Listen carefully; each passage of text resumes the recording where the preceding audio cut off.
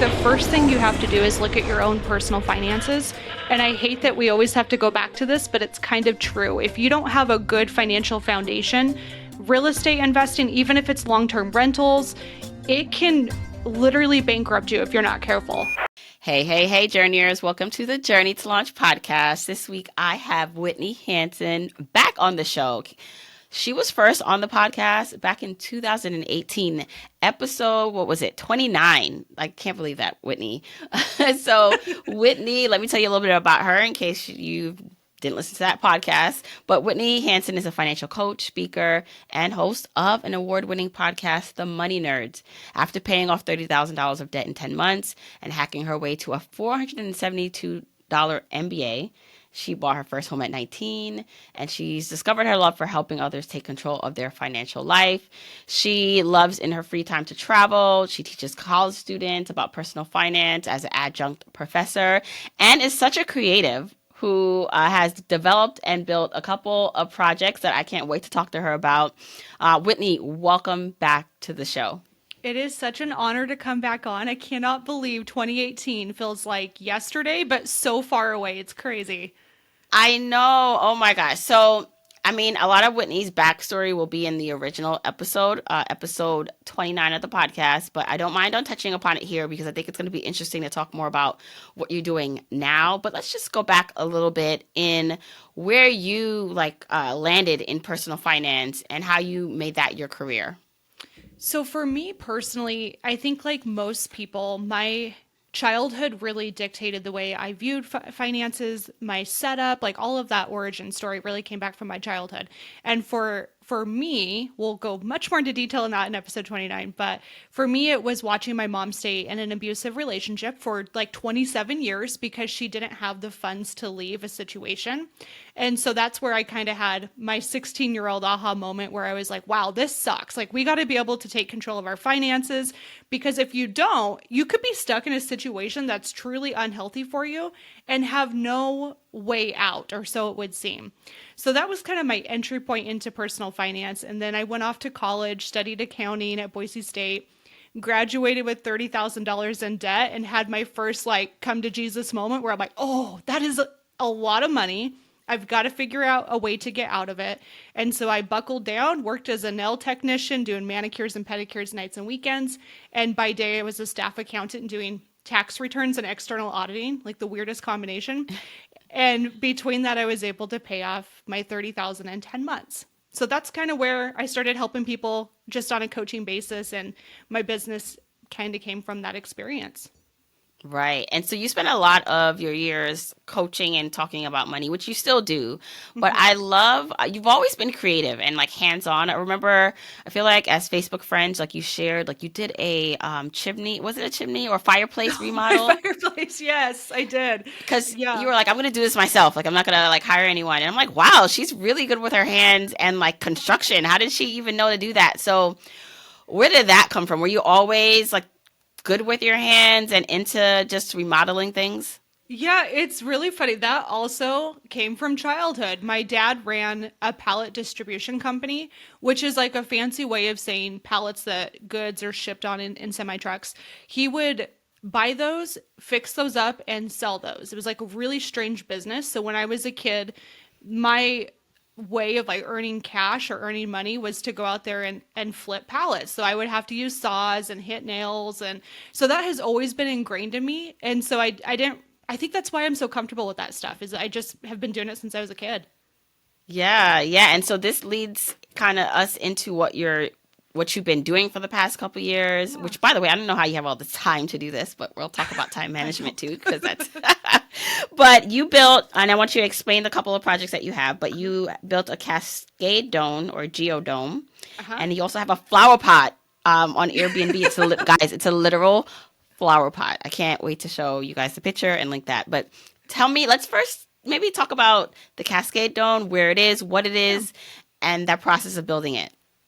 Yeah, the dome was our first entry point into this style of real estate investing. I was always drawn to real estate investing, but the idea of like having long-term rentals. The house I'm in now, it has been a long-term rental. Like I've dabbled in this over the years, but it never really spoke to my soul. And so that blend of creativity and guest experience and more of that hospitality side was always very interesting to me. So trying to find a way to blend, how do you make money off of real estate investing, but still combine my strong points, that's where that really came from. So the dome was kind of our experiment to see, can we actually make money off of something weird and unique. And it's so funny, Jamila. We had this lot saved on my Zillow because I scroll Zillow like it's my part-time job. It's terrible. But I had this lot saved on my phone for almost a year. And Tony and I were kind of thinking more seriously, like maybe we want to buy a piece of property and try to do a small cabin. Sorry, and Tony is your develop it. partner, right?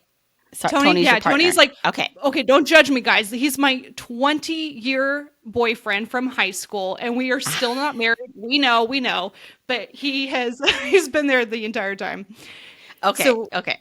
we got into this situation where we're like, okay, let's take it seriously. Let's go lot shopping and see what we can find. And so we kind of jokingly came across the lot, and I'm like, let's just go look. It's been on my list for a year. I don't even know if it's a good lot. We'll find out. And when we looked at the lot, we walked on there, we're like, yes, this is the one. This is beautiful. It has these massive granite boulders. It's on a very steep slope on a mountainside. And we just kind of fell in love with it. So when we started to get into that property, we made an offer, it got accepted, and we went into the planning phase. And that's where we realized that lot did not have utilities. We knew that going in. That was actually not a deal breaker for us. But it was also one of those lots where a traditional house wouldn't really work on there because of those big boulders. It was just too much. And so we kind of went back to the drawing board and said, okay, well, maybe we can do something that's more along the lines of glamping or a little bit different. And we stumbled across geodomes, and that was kind of where our entry point into that market. So where is this lot? Like, where is this? And then describe to me what a geodome is. Yeah, so a geodome is essentially a temporary structure. It's very similar to a yurt, if you've ever seen those. And so it's almost like a PVC canvas material on the outside. It looks like a giant igloo, and it has a panoramic window that is like 12 feet wide and 9 feet tall. It is so cool, but it is essentially a fancy tent. And so that's what a geodome is. And this is located in Cascade, Idaho, which is 2 hours from where we live. Okay. All right. So you guys, you've been thinking about potentially buying some land to build something. You find this lot, you go check it out. It's really in the middle. So I'm trying to picture what I've seen pictures of the area, but Yeah. I'm a city girl, right? So for me, anything that looks like it's just trees all around, I'm like, oh, this looks like how far is it? It's 2 hours from where you live, but how far is it from, like, I don't know, miles from another Yeah. property or like civilization? Yeah, no, that's a very good question because a lot of people are like, am I in the boonies here? What is this? So what Cascade is it's a very small kind of touristy town. There's a lake there that's a state park. And so there it gets a lot of traffic, but it is about a 15-minute drive down the mountain into the city. So that's where you'd have small gas stations, grocery stores, some restaurants, things to do there. So it's about a 10 to 15-minute drive down the mountain. It's only about 3 miles from the city, but it's mountain roads. You got to go a little bit slower. It's all dirt. But you do have neighbors. We have a full-time neighbor that's not even a block away. She's super sweet, always looks out for the property for us. In a But house. She's in a house, not a dome. Okay. very, very, could you A imagine? regular house. We got a dome village up there. That would be awesome. So yeah, there's definitely neighbors, but I would say most of the time people are either RVers or weekend campers in that area. Got it. Okay, so now we have a sense of kind of where we are. You say to yourself, oh, a dome. And because that's really because you couldn't put a house, like a actual different type of structure there. Correct, right? Yeah. We probably could have, it just would have been very expensive. Right. So talk about this process now of deciding to go with the dome. And then you guys built out and did everything. I remember following you and that account where you were building the steps. Like you did literally everything. So Yeah. talk about what that was like and planning for that. And the cost. I think the cost is important too here. Yeah, it was a crazy process. So we're pretty handy, but that was next level even for us. So essentially, what it entailed is you have to build a pretty strong foundation. And that foundation has to be engineered, it has to be permitted by the counties. Like they have to make sure it's safe. And so once we had that process done, we did the work ourselves, which entailed drilling through rock. It was digging these massive footers. It's crazy. I'll have to show pictures of that because it was pretty wild. But building the strong deck foundation first, and then the dome itself is just a kit. So you have metal struts, you put it together in a very specific order. Once that's secured, then you throw the canvas on top of it, and then you zip up the window, and that's kind of how it works. But it took us about a year and a half. We kept getting snowed out, so mountain climates. But it was a cool process. The total cost, including the land, was about $75,000. That would not be the case today. We bought the lot for Yeah. 35,000. Now it's about 150 if we were to do something similar. Just the lot itself. Just the lot. Yeah. And that doesn't include the labor. Obviously, the if you had other people doing this, this would have been Oh my a gosh, lot it would more have been so money. expensive. Yeah. Yeah. So, all right. There is no like running water or electricity. So this property, when you first did it, were you thinking this is an investment where I'm going to have other people come and rent it out, or was this for guys going to be for you? What was your thought process around that? It was a mix of both, but it was primarily designed to be an Airbnb rental. So that was kind of our sole intention. But we initially knew that we want to stay there occasionally too. We want to enjoy the property. It's beautiful, but there's no utilities. There's access to utilities eventually. It's just very cost prohibitive in mountain areas. I don't think people quite understand that. So to give you context, for us to get electricity, not even 2 blocks away would be close to $25,000 on the low end. And so that's just to hopefully get the electricity. If they run into rock and they have to blow out some of the rock, it's even more expensive. So that's just one portion. A well would be upwards of $80,000 to $100,000 to get clear down the mountain. And so when we say like these lots, sometimes you find them for really good deals, they are so expensive to develop. And so that's why we definitely had to be a little bit more creative there. Right. But you do have like, so even though there's no electricity, you do have amenities. I think there's like a hot tub or a A steam room. sauna. Yeah, a sauna. Yeah. Okay. Yes. So we have a wood-fired sauna up there. We have a couple little solar panels is enough to run a solar generator that basically powers a single light. It charges your devices. We have a porta potty company that comes every single week. So they're on our roster. They come every week no matter what. And so it truly is a camping experience, but people love it. So it's been really fun. Yeah. And how far is, I guess, the nearest airport for people who are not like in that city or Yeah, state? probably about 2 hours. That would be Two flying into hours. Boise. Right, right. So are most of your renters local that like live in the state? Ironically, it's a good mix. So it's a lot of people that are road tripping or just checking out Idaho. We have fantastic outdoors here. So we get quite a few people from out of state that are just exploring the hot springs and the forest here. So it's a good mix, but I would say it leans more towards local people. Right. Now, during this time, you are an entrepreneur.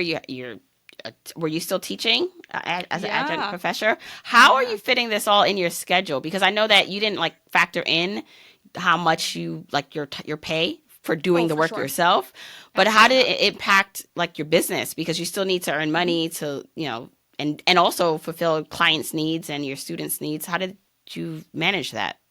That's the tough part, I think. But fortunately for me being self employed, I have a lot of control over my schedule. So when I'm doing a build and when I'm focusing on that specifically, I will do calls Monday through Wednesday.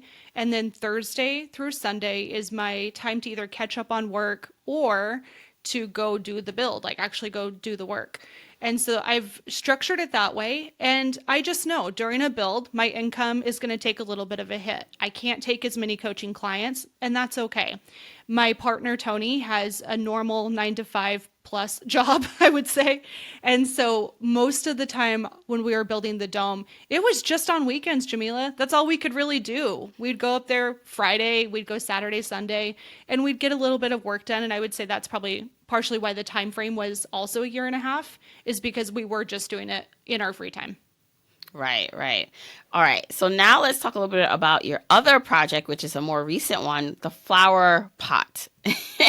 Tell Yeah. me about how that came to be because it literally is a flower pot that you can rent on Airbnb. And so tell me where that is and how you thought of this concept and all the things.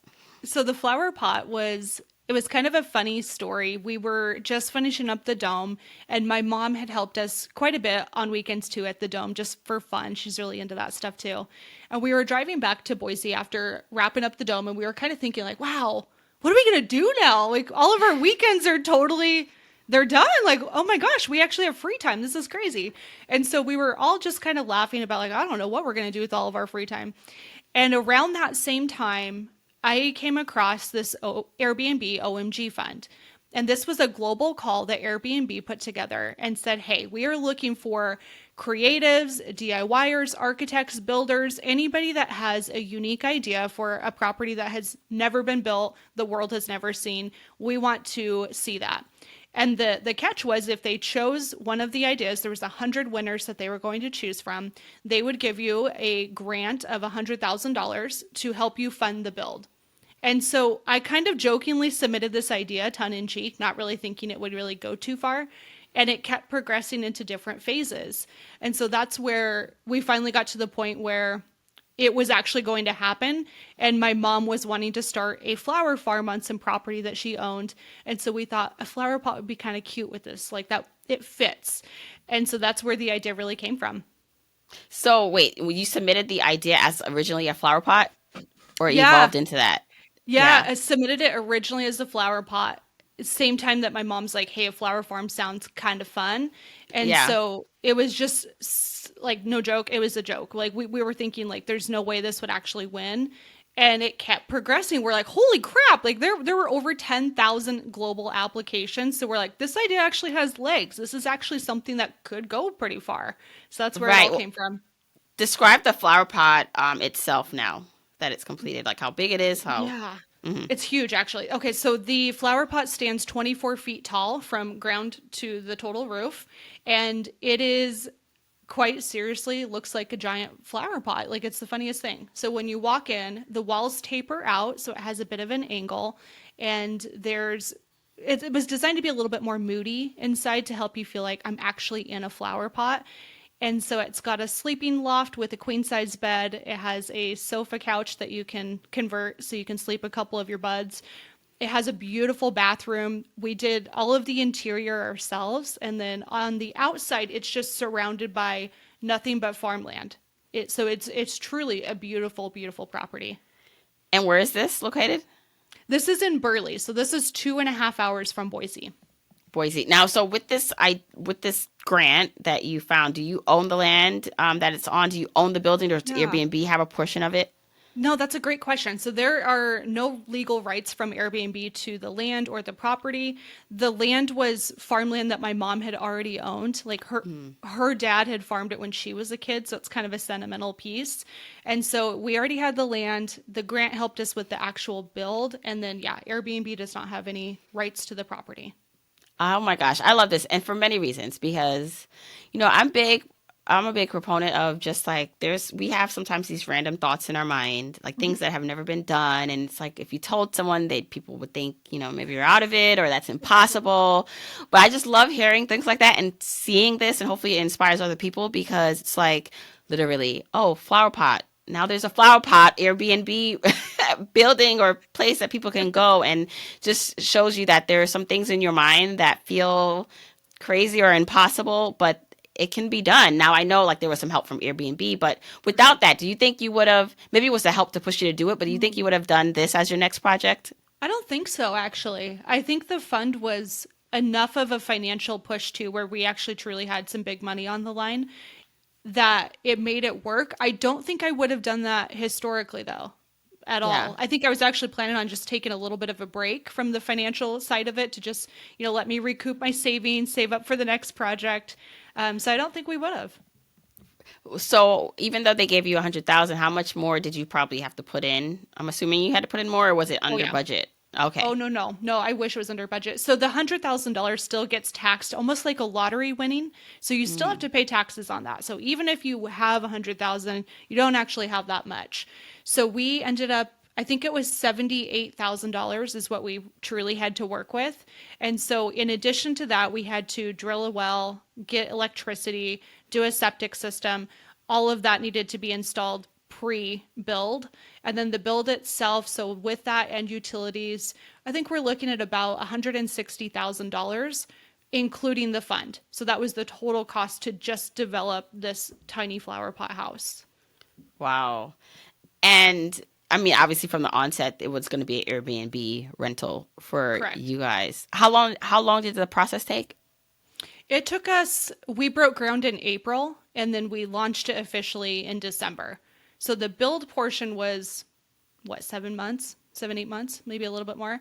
And then the actual process started, it would have taken about a full year to get your engineering, your plans, talk with the city.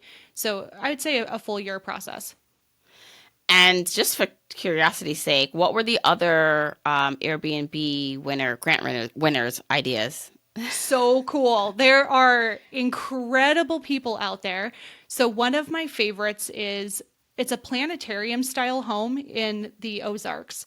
And the way they did this is it's two towers and it has like a dome on top, but one of the domes is totally clear so you can stargaze from your bed or just like laying there. It's incredible. So that's one of them. There was a giant teapot in the UK. I don't know if they've actually launched yet, but that one was really cool. There's a rainforest beehive home in Costa Rica. The ideas are crazy and amazing. Oh my gosh, I love that. Now, when you were thinking about this, because you are a finance person, even for the dome and Yep. then the flower pot, were you running numbers on, okay, once we do all this and complete this, how much do we need this to rent out, like to make this profitable at some point? Like, how did you run those numbers and what did it look like?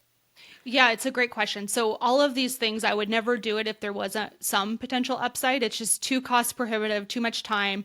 So, with the dome specifically, I will share pretty exact numbers. So, our first year of running that as an official business, our revenue on the dome was $45,000. And that was with really limiting our calendar at the beginning of the year. And so, your biggest cost is generally either your mortgage or your payment for the property and your cleaners. Those are the ones that it just costs a little bit more. You just have to accept it. But from that dome, we profited a little bit over $20,000 last year. So that was off of a $75,000 investment. So it's pretty crazy. So Yeah. that's the dome. And then the flower pot, the way we financed that one as well is, of course, cash out of pocket, but we also had to get what's called a land equity loan. And so, if you own land outright and your land has improved in equity, much like your house, you can get a loan to take out some of that equity to help you with the build. So, we did that. And between that and the cash, like, so our payment on that, it's like just shy of $500 for like the actual mortgage portion of that. So, it's Yeah. really not too bad. So, that one we expect to probably bring in about $55,000 its first year. And I believe the profit will probably be somewhere around 30,000.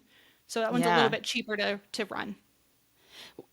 And what are your ideas or thoughts about? I mean, this is such, you obviously have a skill and talent of creating things and getting them built in the world. Have you ever thought about turning that into a business, whether it's like consulting to help other people do similar things with their ideas? And like, what does that look like for you? Yeah, I don't know yet. I think about it quite a bit, and I'm just not totally sure. Part of it is a little bit of imposter syndrome. I don't feel like I'm Mm. skilled or knowledgeable enough yet.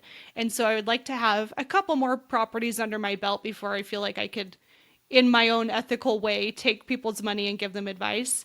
So I don't know. I don't know if this will ever become my full time job, but I'm having a heck of a time with it. I think it's just a lot of Yeah. fun.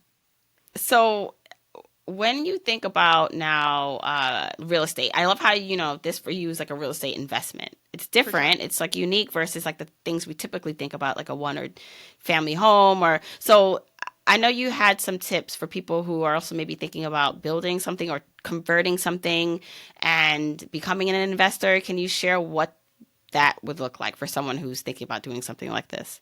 Yeah, I think the first thing you have to do is look at your own personal finances. And I hate that we always have to go back to this, but it's kind of true. If you don't have a good financial foundation, real estate investing, even if it's long term rentals, it can literally bankrupt you if you're not careful. It is incredibly expensive. There's a lot on the line. So, having your own emergency fund, having some cash reserves for properties, and then also making sure that your credit is in a good place so that you can get loans and you can leverage if that's the style you choose to go. That is all going to be first and foremost the biggest key to getting started. And so I think that's the part that most people skip. We just want to dive into like, I want to make money immediately, but it's a business. At the end of the day, it is a business. 80% of businesses fail. You have a lot working against you already, and you don't want to drag your financial life down with it. So that's the first thing that I like to tell people.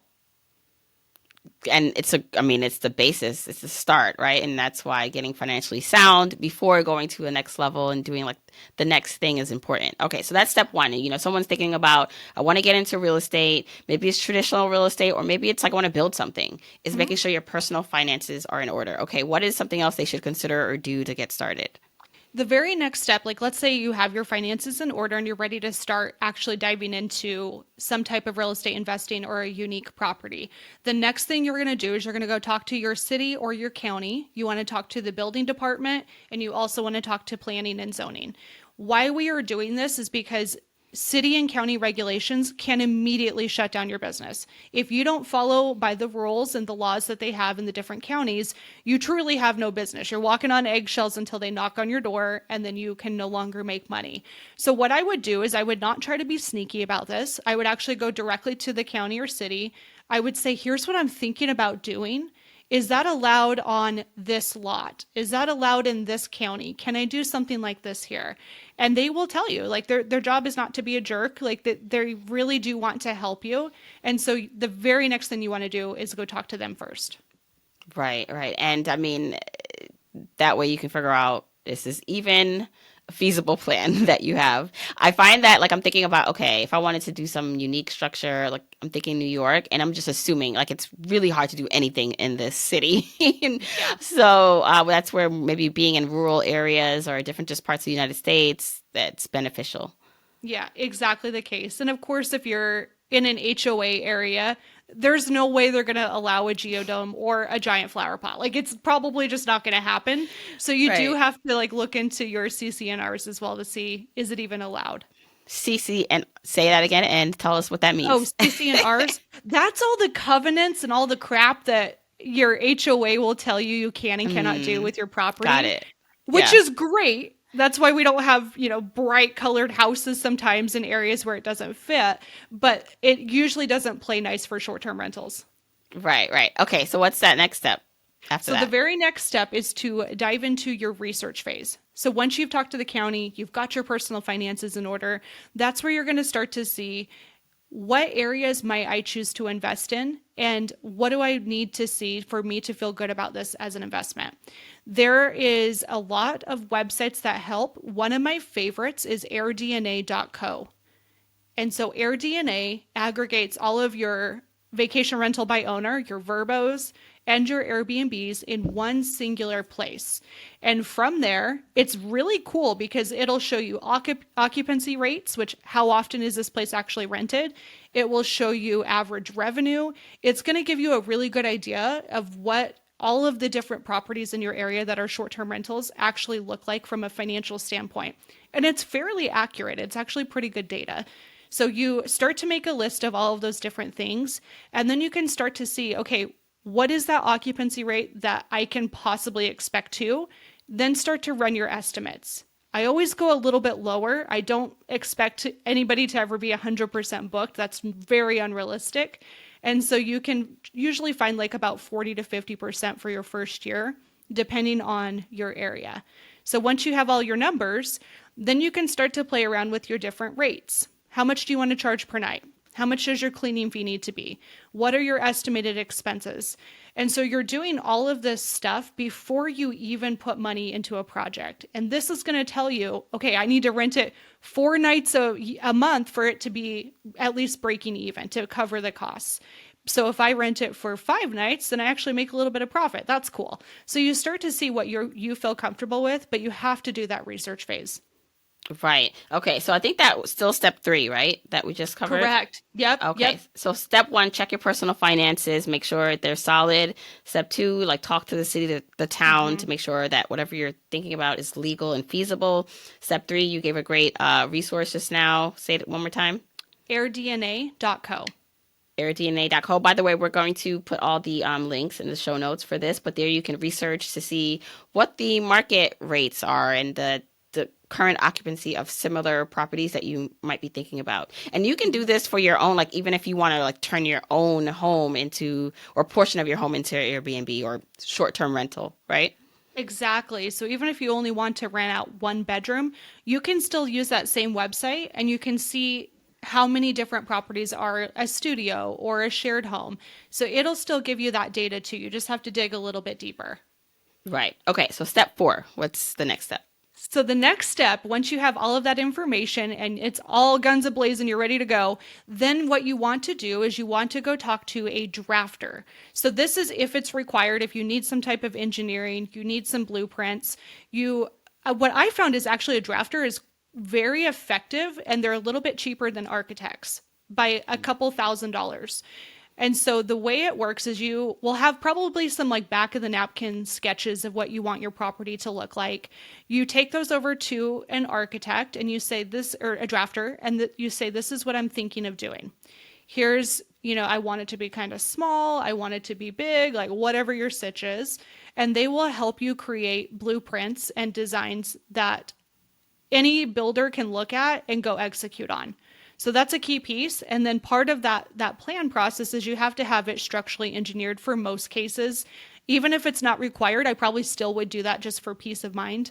And so then an engineer will go and run some calculations to say, yes, this is a safe building if we do these certain things. And so they're going to give you what's called a red line. You take that back to the drafter, they make those adjustments, and then you can take those plans and go turn them into the city or county, and that's how you get your building permit. So then you're ready for the next step, which is finding your contractors and getting all of that stuff lined up. Got it. So is that step five? So all the drafter, engineering, the kind of back and forth, the Yeah. iterative process, that's, kind of maybe in one step. And then the next step is now looking for contractors. Do you at this point know the cost? Because I'm feeling like at some point, like to have an idea would be helpful to even know if you can do it.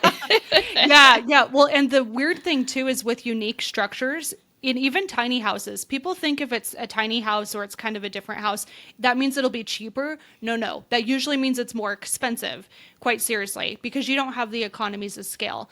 So Yeah. at that time, you have an idea. Once you have those plans, you can take, this is one of my favorite tips. When you have your plans, take those over to a building supply store or like your Lowe's or Home Depot, and you get what's called a takeoff list. So a takeoff list is a list of all of the different materials that you need. How many 2x4s, how many windows, how many doors. They will aggregate that all in one place, and then you can start to shop around to see how much is it actually going to cost you. It's the same process if you were to like build your own custom home for yourself to live in. So you are just functioning as the general contractor here, where typically you would hire somebody that is about 20 to 30% more, and they would do all this on the back end for you. But it's really not that hard. So if you can get that process at least going, you'll have a better idea of what it's going to cost. Right. All right. So you take that, your plans to a contractor, or I'm sure you're shopping around, like what you probably did this for Yeah. your for the flower pot, right? For the flower pot. Yep. So Yeah. the flower pot was a little bit more complicated of a build, and we were on a slightly shorter time frame. So I didn't have the luxury to be able to do the stucco and the framing and all of that stuff on my own, nor did I even want to. That's beyond me, man. But when you're looking for contractors, I didn't realize this was such a problem, but there is so much scams and so much fraud. And the only way, and we got ripped off on the dome a little bit, so that's the only way I actually knew this. But when you're looking for a contractor, you want to make sure that they are registered in your state. So they have some type of like legal license to be able to do this. And you also want to make sure they are insured at a minimum, okay? Registered and insured. So what would happen is if you hired somebody that is not registered in your state, can't legally operate a construction business, then you're taking on all of that risk yourself, and you're also taking on all that liability yourself too. So if somebody gets hurt, it's 100% on you, and we don't want to be in that situation. So you want to reach out to contractors, get their registration number, get their proof of insurance, and get an estimate from them.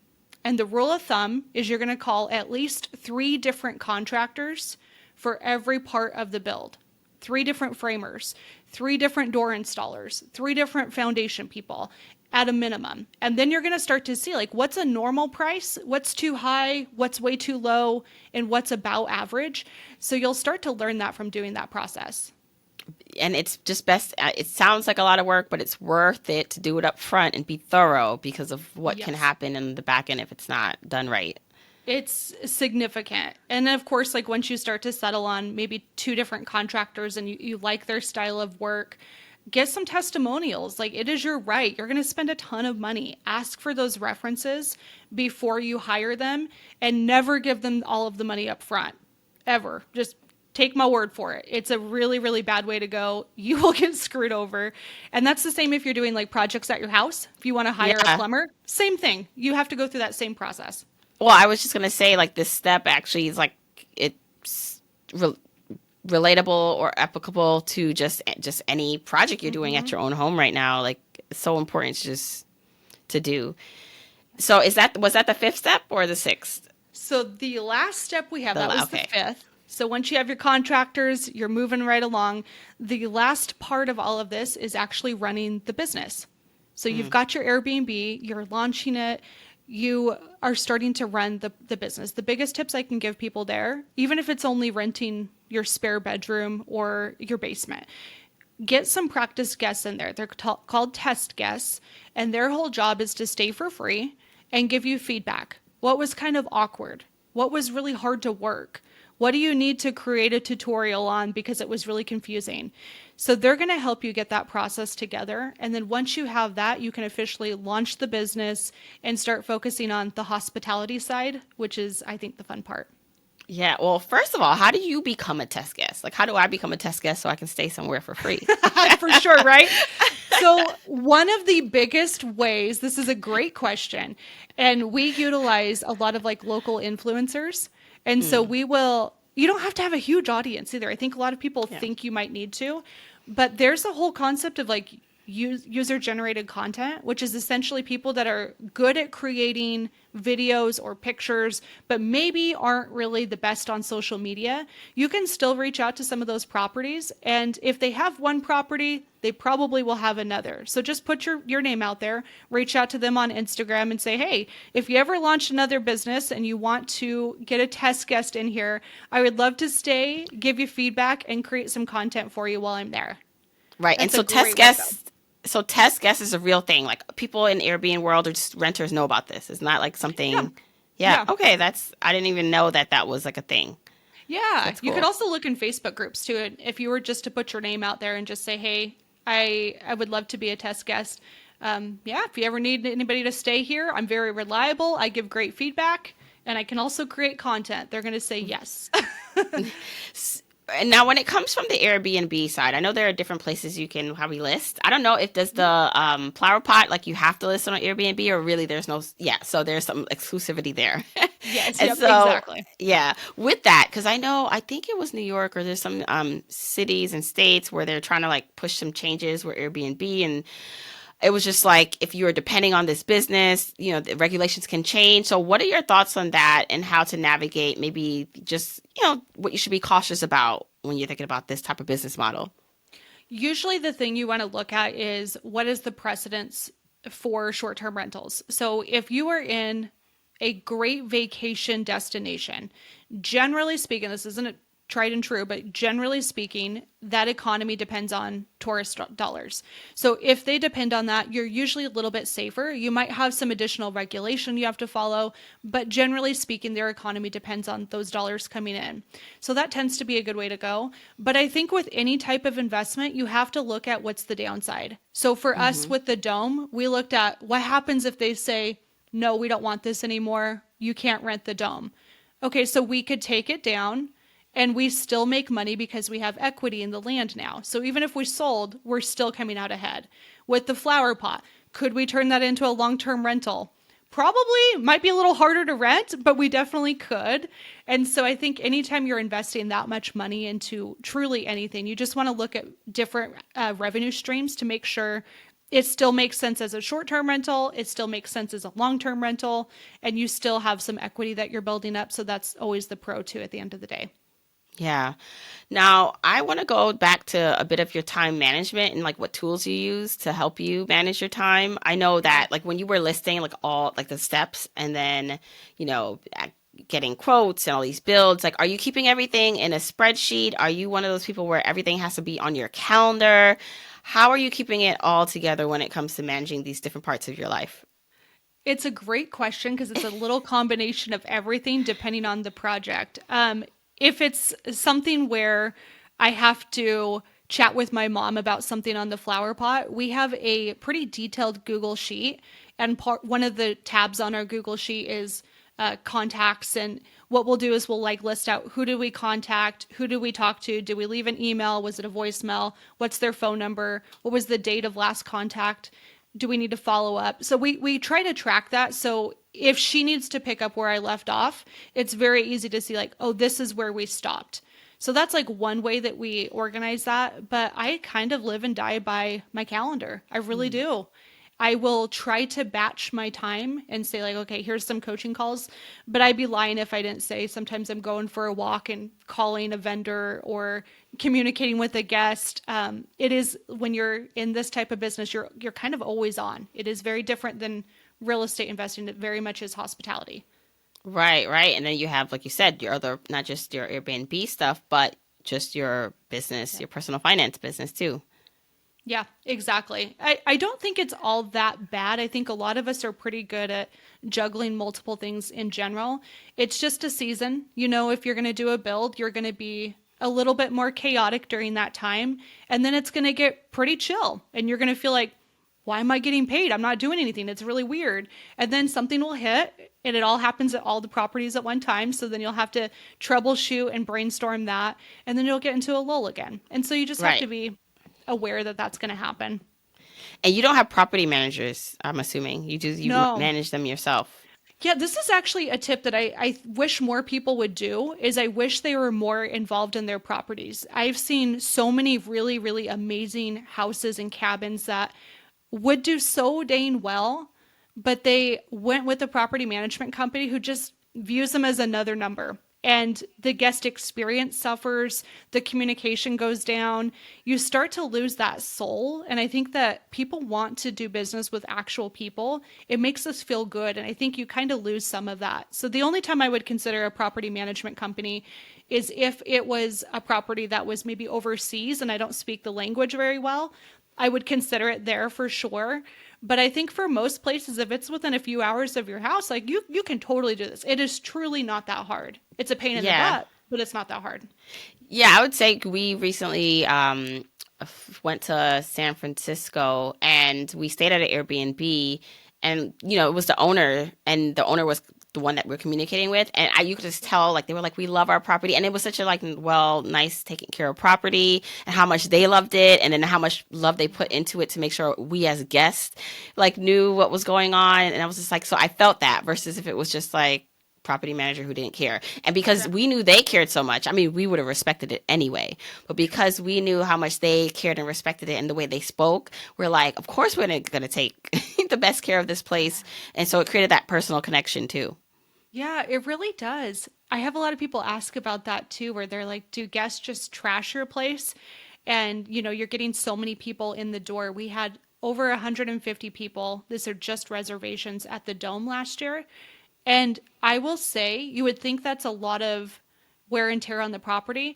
It's actually really not. Like, people generally take really good care of your place. They're only there for a night, maybe two. And you also have your cleaner coming in every single turnover. So you have lots of eyes on that property. So your maintenance tends to be better. I don't think that the trashing of places is really something that I've experienced. I'm sure it will happen eventually, but I think it's when you're more detached from your property and you only view it as a moneymaker. I think people see that and start to treat it that way too. And so I do think there's a huge difference. Yeah. Something just came into mind just now because I had that very positive Airbnb experience. And then I also had another, not as Hmm. nice one in the sense of it was a resort or destination place and it was approved to be an Airbnb, but you can tell that the people around the Airbnb, the other owners, property owners, just didn't care for that being an Airbnb. And so a lot of complaints, even though like we weren't doing anything. And so I feel like that also is something to be to take a note because while the city or you legally can be there and do that, if you have neighbors or people around you that are just not with that, which for I can understand why a neighbor or someone living in the community wouldn't want people coming in and out, but that also is something to consider. It's just like what that neighborhood is like. No, I agree. And I think that's one of the perks if you're doing a lot of the work yourself or if you are actually on the property a lot is you get to know your neighbors and they start to see Hmm. like, oh no, they're out there hustling. Like we can't fault that. And so I think having that relationship with your neighbors is very key. All of our neighbors at the dome, we know them. They have our phone numbers. We text on occasion. Like so there's no issues there. And I think the way you can set up your property too is just by trying to be respectful of other people around you. Our neighbors in the dome all have dogs, so we don't allow dogs at the dome. That directly limits the amount of business we can have, but our relationship with them is a little bit more important. And I would hate for anything to happen with their dogs. And so, I think if you just set it up in a respectful way, your neighbors will take note and they generally are pretty kind, but occasionally you'll come across that situation. Yeah, yeah. Okay, Whitney, please tell us just like what you're up to now, like what things you're working on, and maybe you're taking a break and hopefully you're like can relax for a bit. But what are you working on, and definitely where can people find you and the properties that we're talking about? And Yeah, I am chilling out. I am just recovering financially. I'm giving myself a full year to boost my savings back up, give myself a little peace of mind, and enjoy some of my free time again. So, this next year is hopefully a season of chilling out. We'll see. And the best place to go to learn more about the properties themselves is probably my personal Instagram. It's Whitney underscore Hansen underscore co. I often post about the properties there too, so you'll definitely find their Instagrams and come hang out with me on the Money Nerds podcast. oh That's where I spend a yes. lot of time. Yes, we will definitely link everything in the show notes. Whitney, thank you so much again for coming on the show and learned a lot, and I hope everyone listening did too. Thanks so much, Jamila. It was so good to catch up.